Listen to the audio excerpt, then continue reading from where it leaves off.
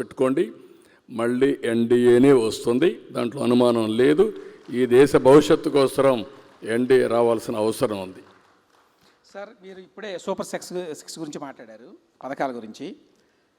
నేను వేసిన లెక్క ప్రకారం కూటమి ప్రభుత్వం ప్రస్తుతం యాజ్ ఆఫ్ నౌ ఏడాదికి దాదాపుగా 50,000 కోట్ల రూపాయలు ఖర్చు పెడుతోంది సంక్షేమ పథకాల మీద. ఎందుకంటే అందులో బాహుబలి స్కీము ఉన్నది, ఎక్కువనే పెడుతున్నాం.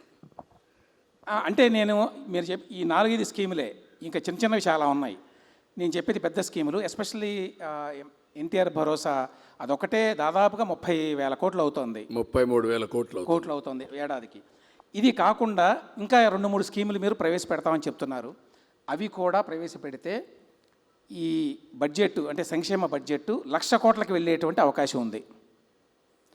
1,00,000 కోట్ల రూపాయలంటే మన బడ్జెట్ ఇప్పుడు పోయిన ఏడాది 3,30,000 అనుకుంటాను కోట్లు.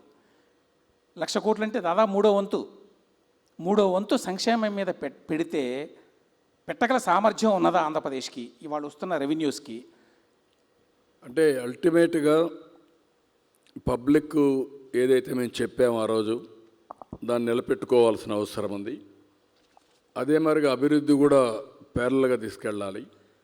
అందుకే అభివృద్ధికి నిధుల కొరత లేకుండా అనేకమైనటువంటి వినూత్న కార్యక్రమాలు ఆలోచిస్తున్నాం. ఈరోజు పీపీపీ మోడల్స్ ఉన్నాయి. ప్రపంచం మొత్తం ఫాలో అయ్యేది పీపీపీ మోడల్సే ఫాలో అవుతున్నారు. ఒక ఎయిర్పోర్ట్, ఒక పోర్ట్, ఒక రోడ్డు, ఒక టెలికాం, ఒక పవర్, ఒక కాలేజ్, అన్నిట్లో. దీనివల్ల 2 విధాల లాభం ఏంటంటే సంపద సృష్టించబడుతుంది, ప్రజలకు మెరుగైన వస్తువులు వస్తాయి, ప్రభుత్వానికి ఆదాయం పెరుగుతుంది, పెరిగిన ఆదాయాన్ని మళ్ళీ సంక్షేమ కార్యక్రమాలకు ఖర్చు పెట్టే పరిస్థితి వస్తుంది. అందుకే ఒకప్పుడు ఈజ్ ఆఫ్ డూయింగ్ బిజినెస్ అన్నాం, ఇప్పుడు స్పీడ్ ఆఫ్ డూయింగ్ బిజినెస్ గురించి మాట్లాడుతున్నాం. ఎవరైనా ఒక్కసారి అప్లికేషన్ పెడితే 100% అన్ని క్లియరెన్సెస్ అన్నీ ఇచ్చే బాధ్యత తీసుకుంటున్నాం. అదే మరిగా రాబోయే రోజుల్లో అవసరమైతే ఎవరైతే పెట్టుబడులు పెడతారో వాళ్ళు పెట్టుబడులు పెట్టిన తర్వాత వాళ్ళు కట్టే ట్యాక్సుల నుంచే వాళ్ళకి ఇవ్వాల్సిన ఇన్సెంటివ్స్ ఇస్తాం. ఆదాయం వస్తుంది, ఆదాయం నుంచే వాళ్ళకు మళ్ళీ ఇస్తాం, కొంత ఆదాయం మనకు డబ్బులు మిగిలే పరిస్థితి వస్తుంది. ఇలాంటి వినూత్నమైన మోడల్స్ అన్నీ మాస్టరైజ్ చేస్తున్నాం. నాకు ఏమాత్రం అనుమానం లేదు, మీరే చూడబోతున్నారు. ఇవన్నీ చేస్తాం. సార్, 95-2004 మధ్యకాలంలో మీరు పూర్తిగా డెవలప్మెంట్ ఎజెండా మీద దృష్టి పెట్టారు. ఆ రోజున మీరే చెప్పారు చాలా కఠినంగా ఉండేవాడిని అని. ఇప్పుడు అంత కఠినంగా ఉండటం లేదు, ఆ మాట నిజమే.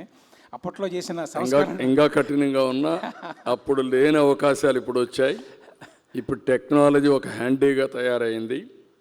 ఆ రోజు ఐటీ గురించి మాట్లాడేవాడిని, ఇప్పుడు ఐటీ గురించే కాకుండా ఏ ఆఫీసర్ ఏ విధంగా పనిచేశాడో టోటల్గా డీటెయిల్స్ అని అప్డేట్ చేసే పరిస్థితి వచ్చింది. కాబట్టి బాగా పనిచేయించడం తప్ప ఎవరిని అవమానం ఇచ్చే పరిస్థితి ఉండదు. మీరు చెప్పినట్టు ఒకసారి కుండలు గుర్తుపెట్టుకోవాల్సింది, నేను ఒక మాట అన్నాను, వీఆర్ ఆల్ ఇన్స్పైరింగ్ టైం అని. ఇన్స్పైరింగ్ టైం అంటే ఏంటి? ఈరోజు గవర్నమెంట్లో 1 ఇయర్లో 700 సర్వీసులు వాట్సాప్ గవర్నెన్స్ ద్వారా ఏ ఆఫీసుకు పోయే పని లేకుండా మీకు నేరుగా అందించే పరిస్థితికి వచ్చాం. రెండోది, గవర్నమెంట్ డేటా అంతా డేటా లేక్లోకి తీసుకొస్తున్నాం. సెంట్రల్ గవర్నమెంట్ ప్రోగ్రామ్స్ కూడా తీసుకొస్తున్నాం. ఇది కాకుండా ఆధార్ కానీ అదర్ అథెంటికేషన్ తీసుకుంటున్నాం. ఫ్యామిలీ యాజ్ ఎ యూనిట్ తీసుకుంటున్నాం. ఇంకొక పక్క హౌస్ని కూడా జియో ట్యాగింగ్ చేస్తున్నాం. ఇవన్నీ చేసిన తర్వాత ఆర్టిఫిషియల్ ఇంటెలిజెన్స్ వచ్చింది. టెక్నాలజీ వాడుకుంటే బ్రహ్మాండంగా ఉపయోగపడుతుంది, దుర్వినియోగం చేస్తే మనకు అదే మరిగా దుష్ఫలితాలు కూడా వస్తాయి. అదే సమయంలో ఈరోజు రియల్ టైంలో సెటిలైట్స్ వచ్చేసాయి, డ్రోన్స్ వచ్చాయి, సీసీటీవీ కెమెరాలు వచ్చాయి, ఐఓటీలు వచ్చాయి, ఏదైనా హెల్త్ కండిషన్స్ మానిటర్ చేయడానికి వేరబుల్స్ వచ్చాయి, సెన్సార్స్ వచ్చాయి. నవంబర్ లోపల 42 పారామీటర్స్ ఏది కావాలంటే అది రియల్ టైంలో తీసుకొని హిస్టారికల్ డేటా పెట్టి సరైన నిర్ణయం కూడా ఏఐ ద్వారా మళ్ళీ లాస్ట్ మైల్ కమ్యూనికేట్ చేసే పరిస్థితికి వచ్చాం. ఇలాంటి వండర్ఫుల్ డేస్లో అచీవ్ చేయలేకపోతే దానికి కారణం మన యొక్క చేతగాంతనం అవుతుంది. నేను ఇంకొక దానికి కూడా గర్వపడుతున్నా. ప్రపంచంలో అన్ని దేశాలు మీరు చూస్తున్నారు, అన్ని దేశాల్లో ఏదో ఒకలాంటి సంక్షోభం వస్తూ ఉంది.